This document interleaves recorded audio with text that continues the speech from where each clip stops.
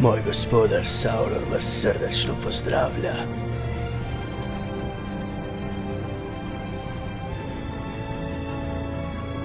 Ima li itko ovdje ko želi razgovarati sa mnom? Nismo došli razgovarati sa prokletim i ukletim Sauronom. Reci svom gospodaru ovo.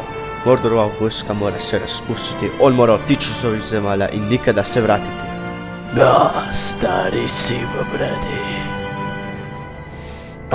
Da, imam suvenir koga moram pokazati.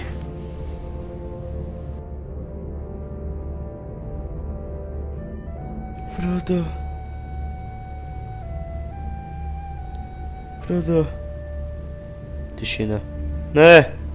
Tišina! Vidim da vam je bio drag. Znajte da je jako patio u našim rukama.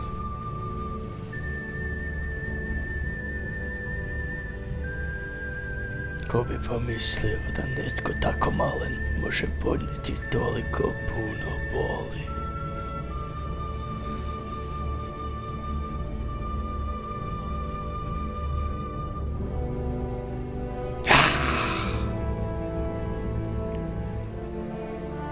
A tko li je ovo? Isildurov nasljednik. Za kralja potrebno puno više nego raspijeni velenjački mač. Izgleda da ovo završava raspravu. Ne vjerujem mu. Neću mu vjerovat.